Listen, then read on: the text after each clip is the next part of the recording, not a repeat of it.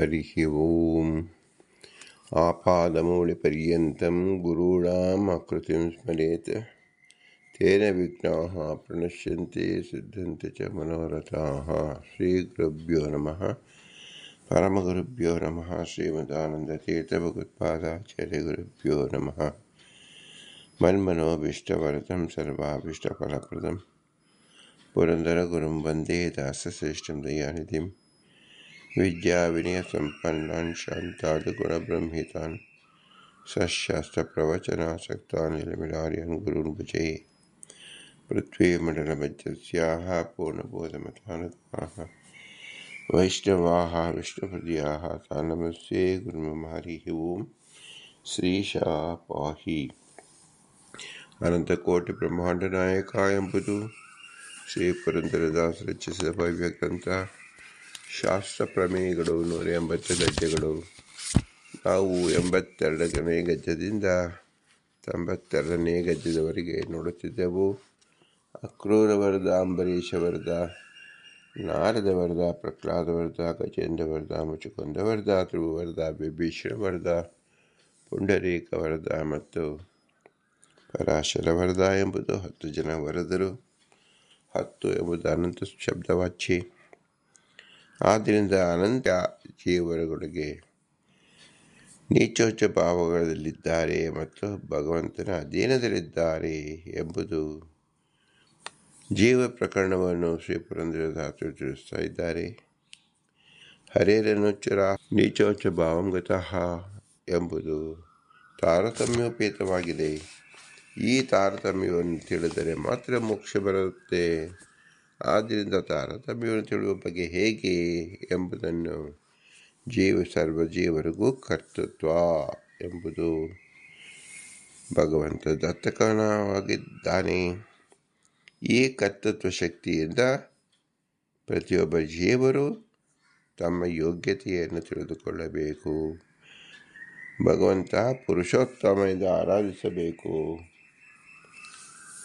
ಭಗವಂತ, ಜೀವ ಮತ್ತು ಜಡ ಇದರಲ್ಲಿರ್ತಕ್ಕಂಥ ವಿಭಿನ್ನತೆ ಅಂದರೆ ಪಂಚಭೇದ ತಾರತಮ್ಯವನ್ನು ತಿಳಿದುಕೊಳ್ಳಬೇಕು. ಇದು ಪ್ರಯತ್ನದ ಮೂಲ ಫಲ ಎಂಬುದಾಗಿ ತಿಳಿಸ್ತಾ ಇದ್ದಾರೆ. ಹಾಗಾದರೆ ಪ್ರತಿಯೊಬ್ಬ ಜೀವರು ತಮ್ಮ ಯೋಗ್ಯತೆಯನ್ನು ಅರಿತರೆ ಏನು ಫಲ ಬರುತ್ತೆ ಎಂಬುದನ್ನೆಲ್ಲೇ ನೋಡಿದೆವು. ಅದು ಮುಂದುವರೆದ ಭಾಗವನ್ನು ಇನ್ಯಾವ ರೀತಿ ಪ್ರಯೋಜನವಾಗುತ್ತದೆ ಎಂಬುದನ್ನು ಭಗವದ್ಗೀತೆಯಲ್ಲಿ ಶ್ರೀಕೃಷ್ಣನೇ ಶ್ರೀ ವೇದವ್ಯಾಸರು ತಿಳಿಸುತ್ತಾರೆ. 2ನೇ ಅಧ್ಯಾಯದ 52ನೇ ಶ್ಲೋಕ. ಯದಾ ತೇ ಮೋಹಕಲಿಲಂ ಬುದ್ಧಿವ್ಯತೀತರಿಷ್ಯತಿ ತದಾ ಗಂತಾಪಿ ನಿರ್ವೇದಂ ಶ್ರೋತಸ್ಯ ಶ್ರುತಸ್ಯ ಚ. ಎಲೆ ಅರ್ಜುನ, ನಿನ್ನ ಅಂತಃಕರಣವು ತಪ್ಪು ತಿಳುವಳಿಕೆಗಳನ್ನೆಲ್ಲ ತೆಗೆದುಕೊಂಡಾಗ ಅಥವಾ ಕಳೆದುಕೊಂಡಾಗ ನೀನು ಇಲ್ಲಿಯವರೆಗೆ ಕೇಳಿದ ಹಾಗೂ ಮುಂದೆ ಕೇಳುವ ಉಪದೇಶ ಮತ್ತು ಸರ್ವಕರ್ಮಾನುಷ್ಠಾನದಿಂದ ಪೂರ್ಣ ಲಾಭವನ್ನು ಪಡೆಯುವಿ. ಅಂದರೆ ಸಾಕ್ಷಾತ್ಕಾರದ ಆನಂದವನ್ನು ಹೊಂದುವೆ ಎಂದರ್ಥ. ಯದಾತೆ ಮೋಹಕಲಿಲಂ ಬುದ್ಧಿರ್ವ್ಯತಿತರಿಷ್ಯತಿ ಯದಾ ಗಂತಾಸಿ ನಿರ್ವೇದಂ ಶ್ರೋತವ್ಯ ಶ್ರುತಸ್ಯ ಚ. ಇದಕ್ಕೆ ಶ್ರೀಮದಾನಂದ ತೀರ್ಥರು ತಮ್ಮ ಉತ್ತಮ ಭಾಷ್ಯವನ್ನು ಬರೀತಾ ಇದ್ದಾರೆ. ಕಿಯತ್ ಪರ್ಯಂತಂ ಅವಶ್ಯಂ ಕರ್ತವ್ಯಾನಿ ಮುಮುಕ್ಷಣಃ ಏವಂ ಕರ್ಮಾಣಿ ಇಚ್ಛಾಹ. ಈ ಉಪಾಸನೆ ಎಂಬತಕ್ಕಂಥದ್ದು ನಾವು ತಿಳುವಳಿಕೆ ಅನ್ನೋದು ಎಲ್ಲಿ ತನಕ ನಾವು ತಿಳಿಯಬೇಕು, ಎಲ್ಲಿ ತನಕ ನಾವು ಉಪಾಸನೆ ಮಾಡಬೇಕು, ಏನನ್ನು ತಿಳಿಯಬೇಕು ಎಂಬ ನಮ್ಮ ಪ್ರಶ್ನೆಗಳಿಗೆ ಶ್ರೀಮದಾನಂದ ತಿಳಿಸುತ್ತಾರೆ. ಶ್ರೀಕೃಷ್ಣನೇ ಅದಕ್ಕೆ ಉದಾಹರಣೆಯನ್ನು ಉತ್ತರವನ್ನು ಕೊಟ್ಟಿದ್ದಾನೆ ಎಂಬುದನ್ನು ತೋರಿಸ್ತಾ ಇದ್ದಾರೆ. ಯದಾಯಿತಿ ನಿರ್ವೇದಂ ನಿತರಾಂ ಲಾಭಂ ಪ್ರಯೋಗಾತ್ ತಸ್ಮಾತ್ ಬ್ರಾಹ್ಮಣಃ ಪಾಂಡಿತ್ಯಂ ನಿರ್ವೇದ್ಯಂ ಬಾಲ್ಯೇನ ತಿಷ್ಠಾಸ್ಯತ ಇತ್ಯಾದಿ. ನಹಿ ತತ್ರ ವೈರಾಗ್ಯಂ ಉಪಪದ್ಯತೆ ತಥಾ ಸತಿ ಪಾಂಡಿತ್ಯಾನಿತಿ ಸ್ಯಾತ್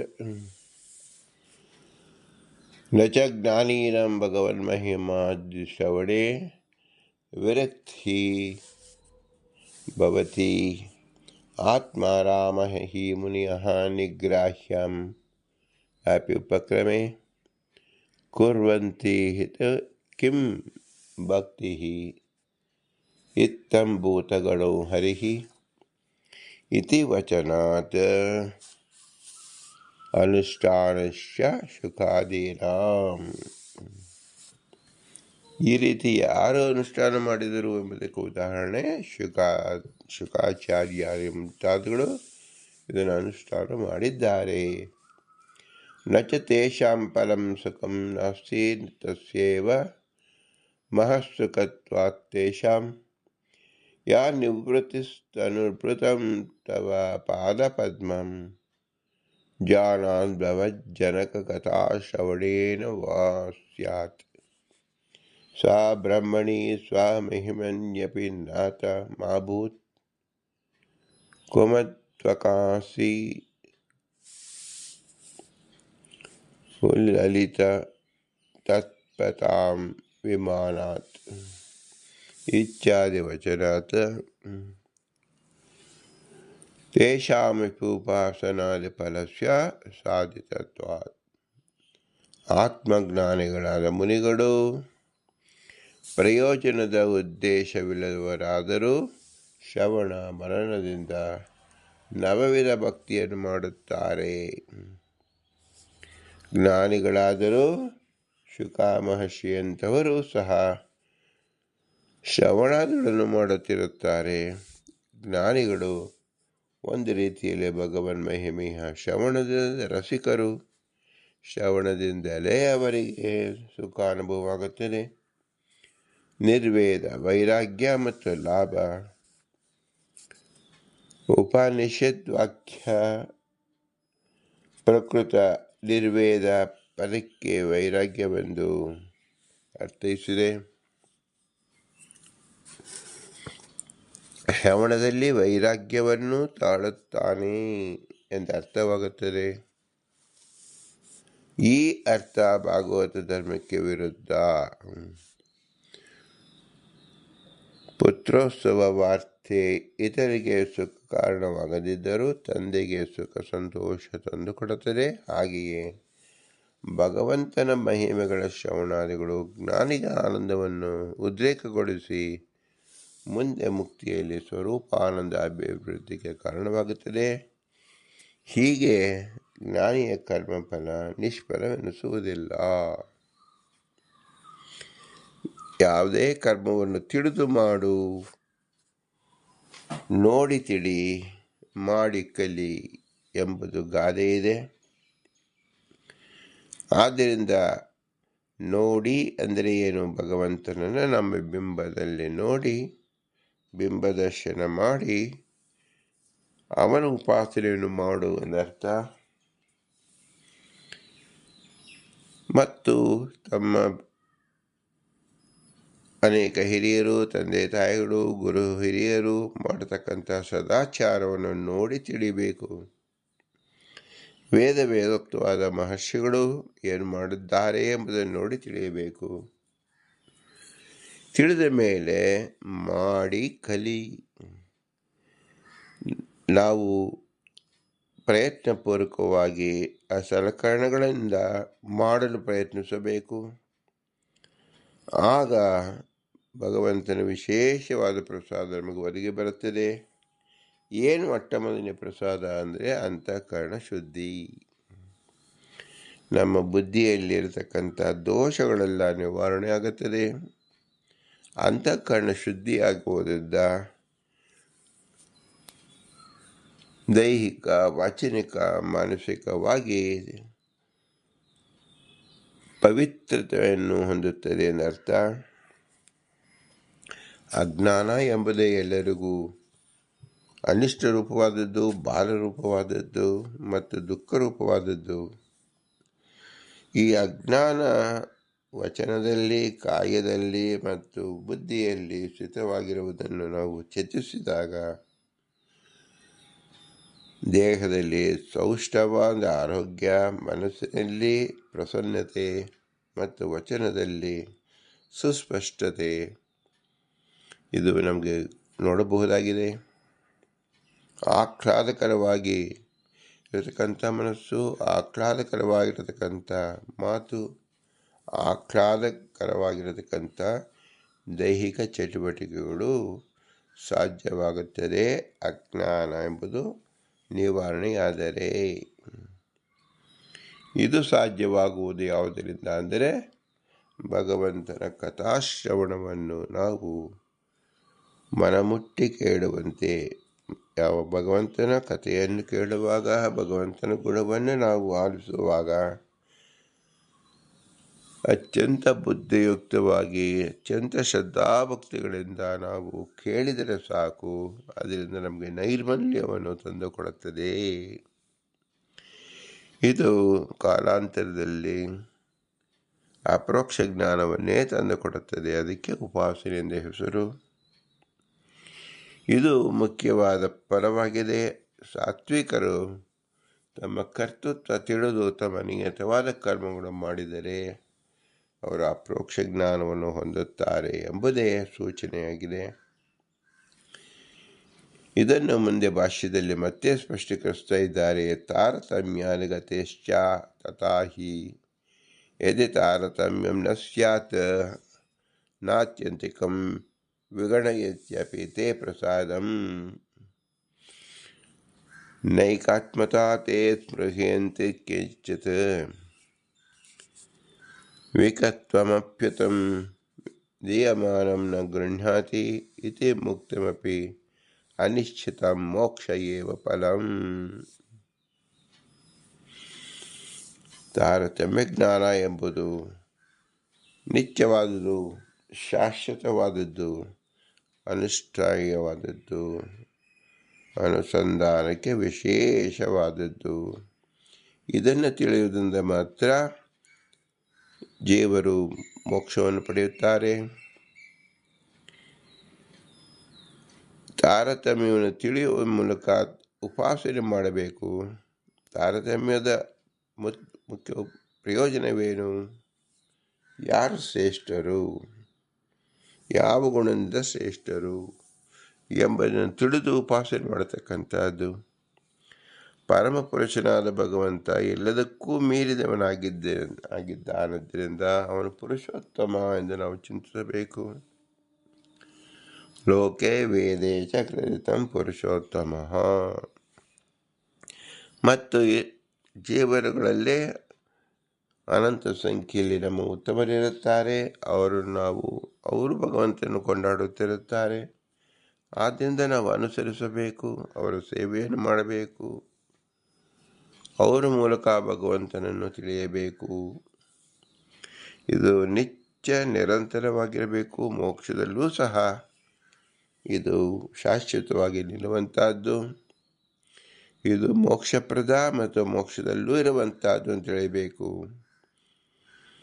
ಇದನ್ನು ಜೀವನ ಕರ್ತವ್ಯದಿಂದ ತಿಳಿತಕ್ಕಂಥ ಮುಖ್ಯವಾದ ಪ್ರಯೋಜನವಾಗಿದೆ. ಇತಿ ಮುಕ್ತಮಪಿ ಅನಿಶ್ಚಿತ ಮೋಕ್ಷ ಏವ ಫಲಂ.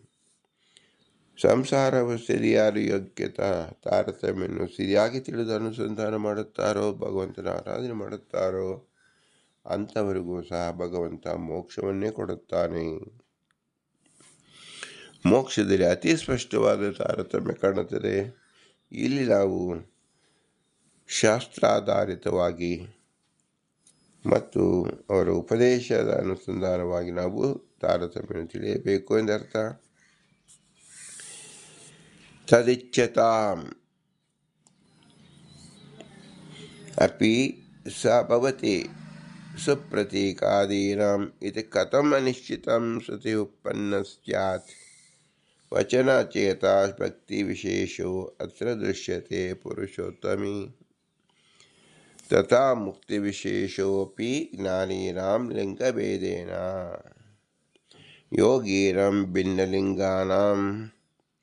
ಆವಿರ್ಭೂತಸ್ವರೂಪಿಣಾಂ ಪ್ರಾಪ್ತಾರಂ ಪರಮಾನಂದಂ ತಾರತಮ್ಯಂ ಸದೈವ ಹಿ ಇತಿ ಚ ನ ತ್ವಂ ಅತಿಶಯಿಷ್ಯತಿ ಮುಕ್ತಾಪಿ ಕಥಂಚನ ಮದ್ಭಕ್ತಿಯೋಗಾತ್ ಜ್ಞಾನಾಚ್ಚ ಸರ್ವಾನ್ ಅನತಿಶಯಿಷ್ಯತಿ ಇತಿ ಚ ಸಾಮ್ಯವಚನಂ ತು ಪ್ರಾಚುರ್ಯಾತ್ ವಿಷಯಂ ದುಃಖಾಭಾವವಿಷಯಂ ಚ ತಥಾ ಚ ಉಕ್ತಂ ದುಃಖಾಭಾವ ಪರಮಾನಂದೋ ಲಿಂಗಭೇದ ಸಮಾಮತಃ ತಥಾಪಿ ಪರಮಾನಂದೋ ಜ್ಞಾನಭೇದಾತ್ತು ಭಿದ್ಯತೆ ಇತಿ ನಾರಾಯಣ ಅಷ್ಟಾಕ್ಷರಕಲ್ಪೆ ಅತೋ ನ ವೈರಾಗ್ಯಂ ಶ್ರುತಾದೌ ಅತ್ರ ವಿವಕ್ಷಿತಂ ನ ಚ ಸಂಕೋಚೆ ಮಾನಂ ಕಿಂಚಿತ್ ವಿದ್ಯಮಾನೆ ಇತರ ಪ್ರಯೋಗೆ ಮಹದ್ಭಿಃ ಶ್ರವಣೈ ಯಸ್ಯ ಶ್ರುತಸ್ಯ ಚ ವೇದಾದೇಃ ಫಲಂ ಪ್ರಾಪ್ಯಸಿ ಇತ್ಯರ್ಥಃ.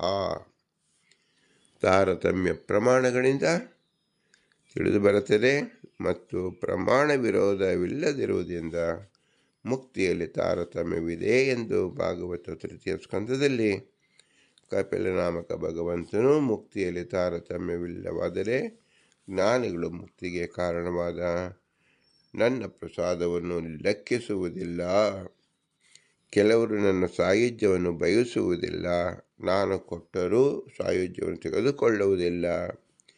ಈ ರೀತಿಯ ಮೋಕ್ಷವನ್ನು ಬಯಸದವರ ಸ್ತುತಿಗೆ ಅರ್ಥವಿಲ್ಲವಾದೀತು. ಕಾರಣ ಮುಕ್ತಿಯನ್ನು ಬಯಸದವರಿಗೂ ಮೋಕ್ಷವೇ ಫಲ, ಮುಕ್ತಿಯನ್ನು ಬಯಸುವ ಸುಪ್ರತಿಕಾದಿಗಳಿಗೂ ಅದೇ ಫಲ. ಅಂದರೆ ಜ್ಞಾನಿಗಳಿಗೆ ಪರಮಾತ್ಮನಲ್ಲಿ ಭಕ್ತಿ ವಿಶೇಷವು ಈ ಲೋಕದಲ್ಲಿ ಹೇಗೆ ಕಾಣುವುದೋ ಅದಕ್ಕೆ ಅನುಸಾರವಾಗಿ ಲಿಂಗ ಶರೀರ ಭಂಗವಾದ ಮೇಲೆ ಮುಕ್ತಿಯಲ್ಲೂ ಭಕ್ತಿ ವಿಶೇಷವೂ ಇರುತ್ತದೆ. ಮುಕ್ತಿಯಲ್ಲೂ ಯಾರು ಯಾವ ಕಾರಣದಿಂದಲೂ ಪರಮಾತ್ಮನನ್ನು ಮೀರುವುದಿಲ್ಲ. ನೀನು ನನ್ನ ಭಕ್ತ, ಜ್ಞಾನಗಳಿಂದ ಎಲ್ಲರನ್ನೂ ಮೀರಿ ನಿಲ್ಲುವಿ. ದುಃಖ ಇಲ್ಲದಿರುವುದು ಪೂರ್ಣ ಆನಂದ, ಲಿಂಗ ಶರೀರ ಭಂಗ ಇವು ಸಮಾನ. ಅವರವರ ಯೋಗ್ಯತೆಗೆ ತಕ್ಕಂತೆ ಪೂರ್ಣ ಆನಂದವಿದ್ದರೂ ಮುಕ್ತಿಯಲ್ಲಿ ಜ್ಞಾನದ ವ್ಯತ್ಯಾಸಕ್ಕೆ ಅನುಗುಣವಾಗಿ ಆನಂದದಲ್ಲೂ ವ್ಯತ್ಯಾಸವಿದೆ. ಈ ರೀತಿ ವಚನಗಳಿದೆ. ಮಹಾತ್ಮರಿಂದ ಅಂದರೆ ಜ್ಞಾನಿಗಳಿಂದ ಮಾಡಿದ ಮತ್ತು ಮುಂದೆ ಮಾಡುವ ವೇದಾದಿ ಶ್ರವಣದ ಫಲವನ್ನು ಪಡೆಯುವೆ ಎಂಬುದು ಸರಿಯಾದ ಅರ್ಥ. ಶ್ರವಣ ರೂಪವಾದ ಸಾಧನದಲ್ಲಿ ತಾರತಮ್ಯವಿರುವಂತೆ ಮೋಕ್ಷದಲ್ಲೂ ತಾರತಮ್ಯವಿರಬೇಕು. ಯಾವಾಗ ನಿನ್ನ ಅಂತಃಕರಣವು ಭ್ರಾಂತಿ ರೂಪವಾದ ದೋಷವನ್ನು ಮೋಹ ಕಲಿಲಂ ಇದನ್ನು ಬಿಟ್ಟು ಬಿಡುವುದು ವ್ಯತಿರುಷ್ಯತಿ, ಆಗ ಮಹಾತ್ಮರಿಂದ ಇದುವರೆಗೆ ಮಾಡಿದ ಮುಂದೆ ಮಾಡಲಿರುವ ಶಾಸ್ತ್ರ ಶ್ರವಣದ ಸಕಲ ಸತ್ಕರ್ಮಗಳ ಪೂರ್ಣ ಲಾಭವನ್ನು ನಿರ್ದೇದಂ ಹೊಂದುವಿ. ಗತಾಂಸಿ ಎಂದರ್ಥ. ಹೀಗೆ ಪರಂಪರೆಯ ಕರ್ಮವು ಜ್ಞಾನಕ್ಕೆ ಕಾರಣವಾಗುತ್ತದೆ. ಇಂತಹ ಕರ್ಮವನ್ನು ಮನಸ್ಸಿನಲ್ಲಿರುವ ಮಿಥ್ಯಾಜ್ಞಾನ ದೋಷ ನಿವೃತ್ತಿ ಪರ್ಯಂತ ಮಾಡಬೇಕು. ಮುಂದೆ ಭಗವಂತನ ಅಪರೋಕ್ಷ ಜ್ಞಾನ ಉಂಟಾಗುವವರೆಗೂ ಕರ್ಮಾನುಸಂಧಾನ ಮಾಡಬೇಕು ಎಂಬುದು ತಾತ್ಪರ್ಯ. ಆದ್ದರಿಂದ ಜೀವರಿಗೆ ಇರತಕ್ಕಂಥ ಕರ್ತೃತ್ವ ಶಕ್ತಿಯಿಂದ ಎಲ್ಲಿಯ ತನಕ ನಾವು ವೇದಾಧ್ಯಯನ ಮಾಡಬೇಕು ಎಂದರೆ ನಮ್ಮ ಬುದ್ಧಿಯಲ್ಲಿರ್ತಕ್ಕಂಥ ದೋಷ ಪರಿಪೂರ್ಣವಾಗಿ ನಾಶವಾಗುವ ತನಕ ನಾವು ಸಾಧನೆಯನ್ನು ಮಾಡಬೇಕು ಎಂದರ್ಥ. ಸಾಧನೆ ಅಂದರೆ ಏನು? ನಮ್ಮಲ್ಲಿರ್ತಕ್ಕಂಥ ಅನೇಕ ರೀತಿಯಾದ ಸಂಶಯಗಳನ್ನು ನಿವಾರಣೆ ಮಾಡಿಕೊಳ್ಳಬೇಕು. ಅದನ್ನು ಪ್ರತ್ಯಕ್ಷ ಅನುಮಾನ ಮತ್ತು ಆಗಮ ಪ್ರಮಾಣದಿಂದ ತಿಳಿದುಕೊಳ್ಳಬೇಕು. ಪ್ರತ್ಯಕ್ಷದಿಂದಲೇ ಅನೇಕ ಸಂಶಯಗಳು ನಿವಾರಣೆ ಆಗುತ್ತದೆ. ಪಂಚಭೇದ ಎಂಬುದು ಎಲ್ಲರ ವಸ್ತು ಸ್ವರೂಪವಾದ್ದರಿಂದ ಇದು ನಾವು ವೇದದಲ್ಲಿ ಓದಿ ತಿಳಿಯಬೇಕಾದಲ್ಲ. ನಾನು ಬೇರೆಯಿಂದ ಭಿನ್ನನಾಗಿದ್ದೇನೆ ಎಂಬುದು ನಮಗೆ ಸುಸ್ಪಷ್ಟ. ಹಾಗೆ ಪ್ರತಿಯೊಬ್ಬ ಜೀವರಿಗೂ ಅವರಿಂದ ಭಿನ್ನರಾಗಿದ್ದಾರೆ ಮತ್ತು ಬೇರೆಯಿಂದ ಭಿನ್ನರಾಗಿದ್ದಾರೆ ಎಂಬುದು ಸುಸ್ಪಷ್ಟವಾಗಿದೆ. ಆದರೆ ಜಡಕ್ಕೆ ತನ್ನಿಂದ ಭೇದ ಮತಭೇದ ಎರಡೂ ಜ್ಞಾನ ಇಲ್ಲದೇ ಇರತಕ್ಕಂಥದ್ದು. ಭಗವಂತ ಸಕಲ ಗುಣ ತಾರತಮ್ಯ ಸಕಲವನ್ನು ಅಶೇಷವಾಗಿ ತಿಳಿದಿರ್ತಕ್ಕಂಥವನು. ಎಲ್ಲ ಜೀವರಲ್ಲೂ ಸಹ ಜ್ಞಾನದ ಅಭಾವವಿದೆ, ಕೆಲವರಲ್ಲಿ ವಿಶೇಷವಾದ ಜ್ಞಾನವಿದೆ. ಇದೇ ಆವರ್ತಪೂರ್ಣಕವಾಗಿದೆ. ಜ್ಞಾನ ಅಭಾವ ಮತ್ತು ಅಜ್ಞಾನದ ದಶೆಯಿಂದ ತಾರತಮ್ಯ ಉಂಟಾಗಿದೆ. ಇದು ಆ ಜೀವನ ಯೋಗ್ಯತಾ. ಆದ್ದರಿಂದ ಭಗವದ್ವಿಷಯಕ ಶ್ರವಣ ಮನನಾದಿ ಉಪಾಸನಾದಿಗಳು ಸಹ ಈ ಜ್ಞಾನಕ್ಕೆ ಅನುಗುಣವಾಗಿ ನಡೆಯುತ್ತದೆ. ಹೇಗೆ ಜ್ಞಾನಕ್ಕೆ ಅನುಗುಣವಾಗಿ ಉಪಾಸನೆ ನಡೆಯುತ್ತದೋ ಫಲವೂ ಸಹ ಅದರ ಅನುಗುಣವಾಗಿಯೇ ಸಿಗುತ್ತದೆ. ಅದು ಮೋಕ್ಷದಲ್ಲಿ ಶಾಶ್ವತವಾಗಿರುತ್ತದೆ. ಆದ್ದರಿಂದ ಮೋಕ್ಷದಲ್ಲಿ ತಾರತಮ್ಯ ನಿಯಮೇನ ಇದೆ ಎಂದಂತೆ ನಾವು ತಿಳಿಯಬೇಕು. ಲೋಕದಲ್ಲಿ ತಾರತಮ್ಯ ಸುಸ್ಪಷ್ಟ ಇಲ್ಲದೇ ಇರುವುದರಿಂದ ಅಧಮರು ಉತ್ತಮ ಮಟ್ಟದಲ್ಲಿ, ಉತ್ತಮರು ಅಧಮ ವರ್ಗದಲ್ಲಿ ಸ್ಥಾಪಿತರಾಗಿರುತ್ತಾರೆ. ಅಧಮರಿಂದ ಉತ್ತಮರನ್ನು ದೂಷಣೆ ಮಾಡ್ತಾ ಇರ್ತಾರೆ. ಏಕೆಂದರೆ ಇದು ತಾತ್ಕಾಲಿಕವಾಗಿ ಜನಗಳಿಂದ ಘೋಷಿಸಲ್ಪಟ್ಟ ಅಧಿಕಾರದಿಂದ ಬಂದದ್ದು. ಆದರೆ ಇದು ಕೇವಲ ತಾತ್ಕಾಲಿಕ, ಕೆಲವು ವರ್ಷಗಳ ಕಾಲ, ಕೆಲವು ಗಂಟೆಗಳ ಕಾಲ, ಕೆಲವು ದಿನಗಳ ಕಾಲ ಮಾತ್ರ. ಆದರೆ ಶಾಶ್ವತವಾಗಿ ಉಳಿತಕ್ಕಂಥದ್ದು ನಿತ್ಯ ತಾರತಮ್ಯ. ನಾವು 84 ಲಕ್ಷ ಯೋನಿಗಳಲ್ಲಿ ಬಂದು ಉಪಾಸನೆ ಮಾಡತಕ್ಕಂಥ ಕಾಲ ಕೇವಲ ಒಂದು ಕ್ಷಣ ಕಾಲ ಎಂದು ತಿಳಿಯಬೇಕು. ಆದರೆ ಮೋಕ್ಷ ಎಂಬತಕ್ಕಂಥದ್ದು ಅನಂತ ಕಾಲವದ್ದು. ಅನಂತ ಕಾಲಕ್ಕೂ ಮತ್ತು ಈ ಕ್ಷಣ ಕಾಲಕ್ಕೂ ಯಾವ ರೀತಿಯ ಸಂಬಂಧವಿದೆ, ಹೇಗೆ ನಾವು ತಿಳಿದುಕೊಳ್ಳೋದು? ಅತ್ಯಲ್ಪ ಕಾಲ. ಈ ಅತ್ಯಲ್ಪ ಕಾಲದಲ್ಲಿ ಮನುಷ್ಯನಾಗಿ ಹುಟ್ಟುತ್ತಾನೆ, ವೃಕ್ಷವಾಗಿ ಹುಟ್ಟುತ್ತಾನೆ, ಪಶುವಾಗಿ ಹುಟ್ಟುತ್ತಾನೆ, ಅನೇಕ ಯೋನಿಗಳಲ್ಲಿ ಸಂಚರಿಸುವುದು. ಆದರೂ ಸಹ ಇದರಿಂದ ಬರತಕ್ಕಂಥ ಅನುಭವ ಏನಪ್ಪ? ಅತ್ಯಲ್ಪವಾದದ್ದು. ಕೇವಲ ಮನುಷ್ಯ ಜನ್ಮದಲ್ಲಿ ಮಾತ್ರ ತಾನು ಹೀಗೆ ಬಂದಿದ್ದೇ ಎಂಬತಕ್ಕಂಥ ಪ್ರಮಾಣದಿಂದ ತಿಳಿದುಕೊಳ್ಳಬಹುದು. ಆ ಸಂಸ್ಕಾರಗಳು ಸಹ ಆ ಬುದ್ಧಿಯಲ್ಲಿ ಸ್ಥಿತವಾಗಿರುತ್ತದೆ. ಈ ಸಂಸ್ಕಾರಗಳನ್ನು ನಾವು ಭಗವತ್ ಪ್ರಸಾದದಿಂದ ತೆಗೆದುಕೊಂಡಾಗ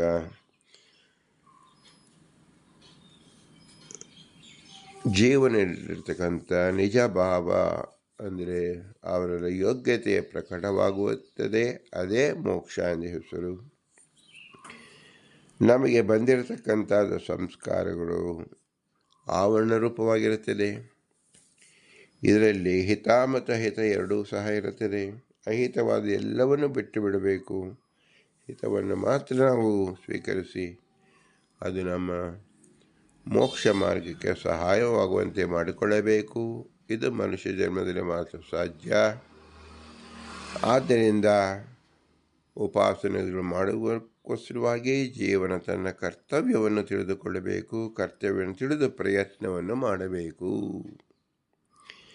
ಎಲ್ಲಿಯ ತನಕ ಕರ್ತವ್ಯ ತಿಳಿಯುವುದಿಲ್ಲವೋ ಪ್ರಯತ್ನ ಸಾಗುವುದಿಲ್ಲ. ಪ್ರಯತ್ನವಿಲ್ಲದಿದ್ದರೆ ಯಾವ ಫಲವೂ ದಕ್ಕುವುದಿಲ್ಲ. ಮನುಷ್ಯ ಜನ್ಮವೇ ವ್ಯರ್ಥವಾಗುತ್ತದೆ. ಆದ್ದರಿಂದ ಜೀವನ ಕರ್ತೃತ್ವ ಎಂಬುದು ನಮ್ಮ ಮನುಷ್ಯತ್ವವನ್ನು ತಿಳಿಯುವುದಕ್ಕೆ ಮುಖ್ಯವಾದ ಜ್ಞಾನವಾಗಿದೆ, ವಿಷಯವಾಗಿದೆ. ಇದು ಮೋಕ್ಷಕ್ಕೆ ಸಂಬಂಧಪಟ್ಟಿದೆ. ಈ ಕರ್ತೃತ್ವವನ್ನು ನಾವು ತಿಳಿಯಬೇಕಾದರೆ ಶಾಸ್ತ್ರದ ಅಧ್ಯಯನದಿಂದಲೇ ಮಾತ್ರ ಸಾಧ್ಯವಾಗುತ್ತದೆ. ಏಕೆಂದರೆ ಅನಂತ ಜೀವರು ಕರ್ತವ್ಯವನ್ನು ತಿಳಿಯದೇ ಇರತಕ್ಕಂಥ ಕಾರಣ ಏನು? ಶಾಸ್ತ್ರ ಶ್ರವಣ ಮಾಡಿರುವುದಿಲ್ಲ. ಆದ್ದರಿಂದ ಜೀವೋಪಿ ಕರ್ತ ಶಾಸ್ತ್ರಾರ್ಥವತ್ವಾತ್, ಶಾಸ್ತ್ರದ ಅರ್ಥವನ್ನು ತಿಳಿದುಕೊಂಡಾಗ ಮಾತ್ರ ಆಯಾ ಜೀವನ ಯೋಗ್ಯತೆಯನ್ನು ಹೊರಗೆ ತಿಳಿಸಿಕೊಡುತ್ತದೆ.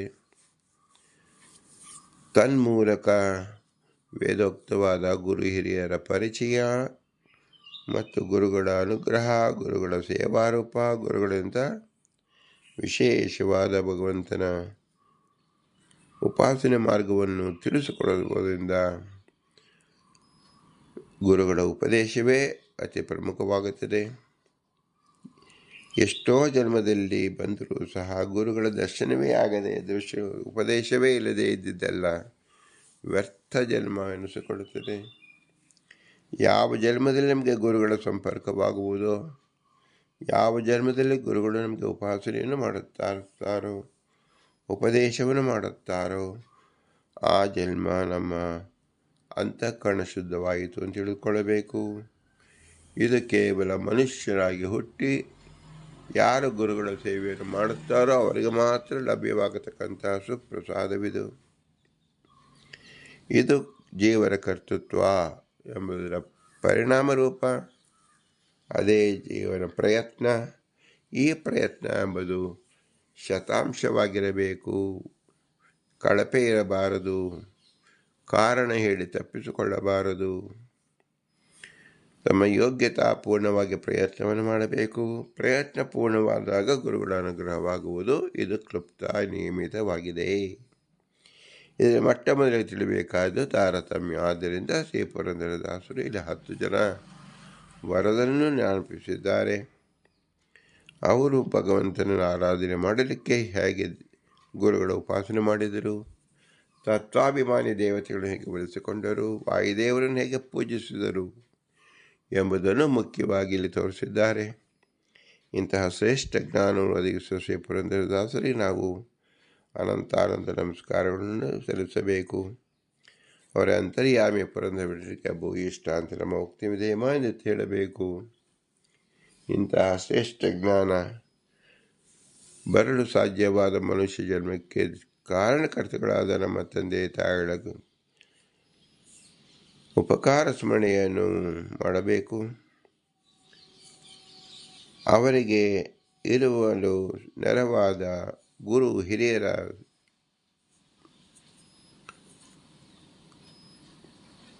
ವಿಶೇಷ ತ್ಯಾಗದಿಂದ ಇದ್ದರು. ಆದ್ದರಿಂದ ಅವರ ಸ್ಮರಣೆ ಅತ್ಯವಶ್ಯಕವಾಗಿ ಮಾಡಬೇಕು. ಇವರಲ್ಲಿ ತತ್ವಾಭಿಮಾನಿಗಳು ನಿಂತು ಈ ಕೃತಿಯನ್ನು ನಡೆಸುವುದರಿಂದ ಎಲ್ಲರೂ ಎಲ್ಲ ತತ್ವಾಭಿಮಾನಿ ದೇವತೆಗಳನ್ನು ವಿಶಿಷ್ಟಾಕಾರವಾಗಿ ನಾವು ಭಜಿಸಬೇಕು, ಪ್ರಾರ್ಥಿಸಬೇಕು, ಕೊಂಡಾಡಬೇಕು. ತನ್ಮೂಲಕ ಭಗವಂತ ಮಹಿಮೆಯನ್ನು ತಿಳಿಯಬೇಕು. ಇವರಲ್ಲೂ ಸಹ ವಾಯುದೇವರು ಜೀವೋತ್ತಮರಾಗಿ ಭಗವದ್ ಆಜ್ಞಾ ಪ್ರಕಾರವಾಗಿ ಸಕಲ ದೇವತೆಗಳಲ್ಲೂ ಸಹ ನಿಂತು ವಿಶೇಷಾಕಾರವಾಗಿ ವಿಷ್ಣುವಿನ ಆರಾಧನೆಯನ್ನು ಗುರುಗಳಲ್ಲಿ ತಂದೆ ತಾಯಿ ನಿಂತು ನಮಗೆ ಬೋಧಿಸುವುದರಿಂದ ಶ್ರೀಮದಾನಂದ ತೀರ್ಥರಾಗಿ ಹನುಮ ಭೀಮ ಮಧ್ವರಾಗಿ ಅವತರಿಸಿದ ವಾಯುದೇವರು ವಿಶೇಷಾಕಾರವಾಗಿ ನಾವು ಕೊಂಡಾಡಬೇಕು. ಎಲ್ಲಿಯ ತನಕ ವಾಯುಮತದಲ್ಲಿ ನಮಗೆ ಶ್ರದ್ಧೆ ಹುಟ್ಟುವುದಿಲ್ಲವೋ ಅಲ್ಲಿಯ ತನಕವೂ ಸಹ ಮೋಕ್ಷಕ್ಕೆ ಉಪಯೋಗವಾದ ಯಾವ ಉಪಾಸನೆಗಳು ಹುಟ್ಟುವುದಿಲ್ಲ ಎಂದರ್ಥ. ಏಕೆಂದರೆ ಮೋಕ್ಷಶಾಸ್ತ್ರ ಎಂದರೆ ವಾಯುದೇವರಿಂದ ರಚಿತವಾದ ಸರ್ವಮೂಲವೇ ಆಗಿದೆ. ಸರ್ವಮೂಲದಲ್ಲಿ ಉದಾಹರಿತವಾದ ವೇದವ್ಯಾಸರ ವಾಕ್ಯವನ್ನೇ ನಾವು ತಿಳಿದುಕೊಂಡು ಅವರ ಅನುಗ್ರಹಕ್ಕೆ ಪಾತ್ರರಾಗಬೇಕು. ಯಾವಾಗ ನಾವು ಸರ್ವಮೂಲವನ್ನು ಹೊತ್ತು ಮನೆಗೆ ತರುತ್ತೇವೆಯೋ ಅದು ಕಾಯಿಕ ಶುದ್ಧಿ. ಅದನ್ನು ಓದುವಾಗ ವಚನ ಶುದ್ಧಿ, ಮನಸ್ಸಿನಲ್ಲಿ ಇಟ್ಟುಕೊಂಡಾಗ ಮಾನಸಿಕ ಶುದ್ಧಿ, ಹೀಗೆ ತ್ರಿಕರಣ ಶುದ್ಧಿಯಾಗುತ್ತದೆ. ಆಗ ಗುರುಗಳ ವಿಶೇಷ ಅನುಗ್ರಹದಿಂದ ಅದರ ಅರ್ಥವನ್ನು ಚೆನ್ನಾಗಿ ಮನಸ್ಸಿನಲ್ಲಿ ತುಂಬಿಕೊಂಡಾಗ ಒಳಗಿನ ಮನಸ್ಸಿನ ಎಲ್ಲ ರೋಗಗಳು ಅಂದರೆ ಕಾಯಿಲೆಗಳು ಅಂದರೆ ಸಂಶಯಗಳು ನಿವಾರಣೆ ಆಗುತ್ತದೆ. ಈ ನಿವಾರಣೆಯಾಗುವುದನ್ನು ಹೇಗೆ ಕಾಣಬಹುದು ಅಂದರೆ, ಯಾವ ವ್ಯಕ್ತಿಗೆ ಸರ್ವಮೂಲದಲ್ಲಿ ಅತ್ಯಂತ ನಿಶ್ಚಯವಿರುತ್ತದೋ, ಯಾರು ಸರ್ವಮೂಲ ವಾಕ್ಯಗಳಿಂದ ನಮ್ಮ ಬುದ್ಧಿಯಲ್ಲಿರ್ತಕ್ಕಂಥ ದೋಷಗಳ ಪರಿಹಾರವಾಗುವುದನ್ನು ಅವರು ಅನುಭವಿಸಿದರೋ, ಆಗ ವಾಯುದೇವರ ವಿಶೇಷ ಅನುಗ್ರಹವಾಗುತ್ತಿದೆ ಎಂದು ನಾವು ತಿಳಿದುಕೊಳ್ಳಬೇಕು. ಯಾರಿಗೆ ಸರ್ವಮೂಲದಲ್ಲಿ ಸಂಶಯವೇ ಬರುತ್ತದೋ ಅವರು ಮನುಷ್ಯ ಜನ್ಮಕ್ಕೂ ಅವರು ಯೋಗ್ಯರಲ್ಲ, ಅವರು ಪಶು ಜನ್ಮಕ್ಕೆ ಸಮಾನವೆಂದು ಅವರನ್ನೇ ಅವರು ತಿಳಿದುಕೊಳ್ಳಬೇಕು. ಏಕೆಂದರೆ ಯಾರು ಎಲ್ಲಿ ದ್ವೇಷ ಮಾಡಬಾರದೋ ಅಲ್ಲಿ ದ್ವೇಷ ಹುಟ್ಟಿದರೆ ಆ ದ್ವೇಷ ಎಂಬುದು ಎಂದೂ ಸಹ ಮರೆಯಾಗುವುದಿಲ್ಲ. ಎಲ್ಲಿ ಭಕ್ತಿ ಹೆಚ್ಚಾಗುತ್ತದೋ ಅದು ಖಂಡಿತವಾಗಿಯೂ ಅಪರೋಕ್ಷ ಜ್ಞಾನಕ್ಕೆ ಸಾಧಕ ಮತ್ತು ಮೋಕ್ಷಕ್ಕೆ ಅಧಿಕಾರಿಗಳು ಎಂದು ತಿಳಿಯಬೇಕು. ಆದ್ದರಿಂದಲೇ ವಾಯುದೇವರು ಎಂಬತಕ್ಕಂಥದ್ದು ದೇವದೇವೋತ್ತಮ, ದೇವತೆಗಳಲ್ಲಿ ಅತಿ ಉತ್ತಮರಾದ ವಾಯುದೇವರು ಸಕಲ ಜೀವರನ್ನು ಅತಿ ಸ್ಪಷ್ಟವಾಗಿ ತಿಳಿದಿರ್ತಕ್ಕಂಥವರು. ಅವರು ಭಗವಂತನಡೆಗೆ ತ್ರಿವಿಧ ಜೀವರನ್ನು ಕೊಂಡು ಹೋಗಿದ್ದು ಅವರ ಯೋಗ್ಯಗತಿಯನ್ನು ಕೊಡಿಸತಕ್ಕಂಥವರು ವಾಯುದೇವರೇ ಆಗಿದ್ದಾರೆ. ನಾವು ಯಾರಿಗಾದರೂ ಮೋಸ ಮಾಡಬಹುದು, ಆದರೆ ವಾಯುದೇವರಿಗೆ ಯಾರು ಯಾವ ಕಾಲದಲ್ಲೂ ಮೋಸ ಮಾಡಲು ಸಾಧ್ಯವಿಲ್ಲ. ಆದ್ದರಿಂದ ಶುದ್ಧ ಜ್ಞಾನವನ್ನು ಪಡೆಯುವುದೇ ಶುಭೇನ ಕರ್ಮಣ ಜ್ಞಾನ ಮಿಥ್ಯಾಜ್ಞಾನೇನ ತಮೋ ಎಂಬುದಾಗಿ ಶ್ರೀಮದಾನಂದ ತೀರ್ಥರೇ ಸ್ಪಷ್ಟಪಡಿಸಿದ್ದಾರೆ. ಇಂತಹ ಶುದ್ಧ ಜ್ಞಾನ ಒದಗಿಸಿದವರು ಯಾರು ಅಂದರೆ, ಸರ್ವಮೂಲ ಗ್ರಂಥದಲ್ಲಿ ವೇದವ್ಯಾಸರ ವಾಕ್ಯವನ್ನೇ ತೋರಿಸುವ ಶ್ರೀ ವಾಯುದೇವರು. ಇವರನ್ನು ನಾವು ವಿಶೇಷಾಕಾರವಾಗಿ ನಮಿಸಬೇಕು, ಭಾಗವಹಿಸಬೇಕು ಮತ್ತು ಅವರ ಸೇವೆಯನ್ನು ಮಾಡಬೇಕು. ಪ್ರತಿದಿನವೂ ಅವರನ್ನು ಕೊಂಡಾಡಬೇಕು, ಪ್ರತಿದಿನವೂ ಅವರ ವಚನವನ್ನು ಕೇಳಬೇಕು, ಪ್ರತಿದಿನವೂ ಅವರ ಸೇವಾ ಮಾಡಬೇಕು. ಇದು ಅತ್ಯಮೂಲವಾದದ್ದು. ಆದರೂ ಇವರೆಲ್ಲರೂ ಸಹ ಸ್ವತಂತ್ರದ ಭಗವಂತ ಲಕ್ಷ್ಮೀನಾರಾಯಣ ಮಾತ್ರ. ಅವರೇ ಇವರೆಲ್ಲ ನಿಂತು ಈ ಕೆಲಸವನ್ನು ಮಾಡಿಸಿದ್ದರಿಂದ ಅವನು ನಮ್ಮ ಬಿಂಬರೂಪನಾದ ಭಗವಂತ. ಅವನೇ ಶ್ರೀಮನ್ನಾರಾಯಣ, ಲಕ್ಷ್ಮೀ ನರಸಿಂಹದೇವರು ಈ ಮೂಲ ರೂಪದಲ್ಲಿ ನಮ್ಮ ಬಿಂಬ ರೂಪದಲ್ಲಿ ನಿಂತಿದ್ದಾರೆ ಎಂದು ನಾವು ತಿಳಿಯಬೇಕು.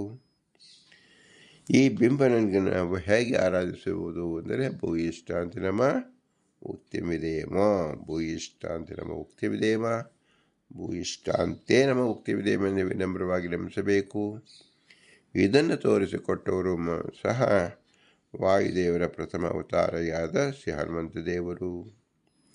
ಎಲ್ಲೇ ಹನುಮಂತ ದೇವರಿದ್ದರೂ ಸಹ ಅವರು ಮಾಡುತ್ತಿರುವ ಕೆಲಸ ಏನು? ಭೂಯಿಷ್ಟಾಂತೆ ನಮ ಮುಕ್ತಿ ವಿಧೇಮ, ಎರಡೂ ಕೈಗಳನ್ನು ಜೋಡಿಸಿ ಭಗವಂತನೆದು ನಿಂತಿರುತ್ತಾರೆ. ಇದು ಪ್ರಥಮ ಧರ್ಮ ಎಂಬುದನ್ನು ಪ್ರಥಮ ಅವತಾರದಲ್ಲಿ ಶ್ರೀ ವಾಯುದೇವರೇ ತೋರಿಸಿಕೊಟ್ಟಿರುತ್ತಾರೆ. ಇದನ್ನೇ ನಾವು ಅನುಸರಿಸಬೇಕು ಮತ್ತು ನಮ್ಮ ಬುದ್ಧಿ ದೋಷಗಳ ವಿರುದ್ಧ ಹೋರಾಡಬೇಕು ಎಂಬುದು ಭೀಮಾವತಾರದಿಂದ ನಾವು ತಿಳಿಯಬೇಕು. ಅದೇ ಕೌರವರ ಪಕ್ಷದಲ್ಲಿರತಕ್ಕಂಥ 106 ಸಂಶಯಗಳು. ಆ 106 ಸಂಶಯ ನಿವಾರಣೆ ಮಾಡಿದವರು ಯಾರು? ಭೀಮಸೇನ ದೇವರು. ಅದಂತೆ ಶಕುನಿ, ದುಶಾಸನ ಇವರೆಲ್ಲರೂ ಸಹ ನಮ್ಮ ಬುದ್ಧಿಲಿರತಕ್ಕಂಥ ದೋಷಗಳ ಪ್ರತಿನಿಧಿಗಳು. ಅವರನ್ನು ನಿಗ್ರಹ ಮಾಡತಕ್ಕಂಥವರು ಭೀಮಸೇನ ದೇವರು ತಿಳಿಯಬೇಕು. ಶ್ರೀಮದಾನಂದ ತೀರ್ಥರು ಸದಾನಂದ ಮತ್ತು ಸದಾಚಾರಗಳಿಗೆ ಹೆಸರಾದವರು. ಯಾರು ದೈನ್ಯದಿಂದ ಭಗವಂತ ನಮಸ್ಕಾರ ಮಾಡಿ ತಮ್ಮ ಬುದ್ಧಿ ದೋಷವನ್ನು ಕಳೆದುಕೊಳ್ಳುತ್ತಾರೋ ಅವರು ಭಗವಂತನಿಷ್ಠ ಬುದ್ಧಿಯಾಗಿ ಭಗವಂತನನ್ನು ಅವನ ಗುಣಗಳನ್ನು ಕೊಂಡಾಡುತ್ತಾರೆ. ಅದನ್ನು ಶ್ರೀಮದಾನಂದ ತೀರ್ಥರು ಸರ್ವಮೂಲ ಗ್ರಂಥದಲ್ಲಿ ತೋರಿಸಿದ್ದಾರೆ. ಹೀಗೆ ನಾವು ತಿಳಿದಾಗ ಹನುಮ ಭೀಮ ಮಧ್ವಾಂತರ್ಗತ ರಾಮಕೃಷ್ಣ ವೇದ ವ್ಯಾಸದೇವರೇ ನಮ್ಮ ಬಿಂಬರೂಪಿ ಅಂತ ಸುಸ್ಪಷ್ಟವಾಗಿ ನಾವು ನಮ್ಮ ಬಿಂಬನನ್ನು ತಿಳಿಯಬೇಕು. ಆ ಬಿಂಬನನ್ನೇ ನಾವು ಸದಾಕಾಲ ಆರಾಧಿಸಬೇಕು, ರಮಿಸಬೇಕು, ಪ್ರಾರ್ಥಿಸಬೇಕು. ಆ ಬಿಂಬನೇ ನಮಗೆ ಮೋಕ್ಷದಾಥ ಎಂದು ತಿಳಿಯುವುದೇ ಭೂಯಿಷ್ಠಾಂತಿರ ಮುಕ್ತಿ ವಿಧೇಯಮ ಎಂದು ಹೇಳುವ, ಎಂದು ಕೈ ಜೋಡಿಸುವುದರಲ್ಲಿ ನಮ್ಮ ಮನಸ್ಸು ಹೀಗಿರಬೇಕು ಎಂದರ್ಥ. ಭಾರತೀಯರ ಮುಖ್ಯ ಪ್ರಾಣಾಂತರ್ಗತ ಶ್ರೀಕೃಷ್ಣಾರ್ಪಣಮಸ್ತು. ಹರಿ ಓಂ, ಹರಿ ಓಂ, ಹರಿ ಓಂ.